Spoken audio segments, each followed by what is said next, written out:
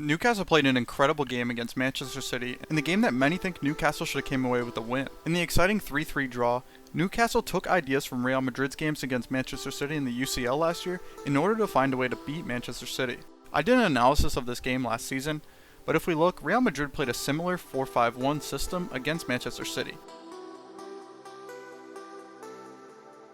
Real Madrid's main goal of the system was to have someone covering in the half spaces at all times so that Kevin De Bruyne couldn't have time on the ball and he couldn't also create an overload against Real Madrid's defense.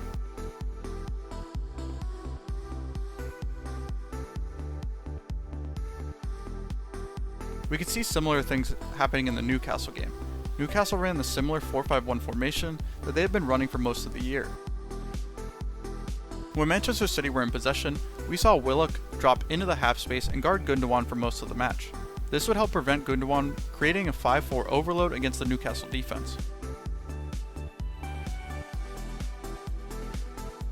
We mainly saw Valverde, or one of the central midfielders for Real Madrid, drop into that half space and marking Kevin De Bruyne whenever he had time on the ball or whenever City were moving forward.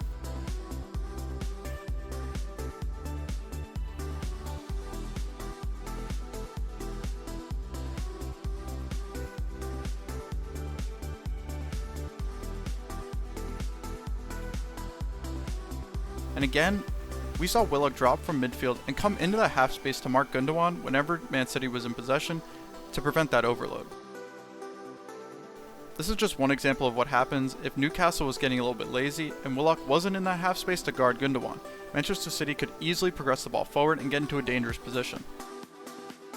At times during the Real Madrid-Manchester City game, Madrid would come into a back five in order to prevent that overload of the 5 Manchester City forwards against their 4 defenders.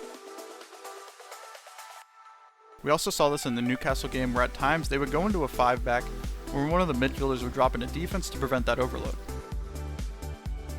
One key difference that I saw from the Newcastle game versus the Real Madrid game was that Newcastle was clearly looking to press Walker and Cancelo, the 2 fullbacks that came into midfield.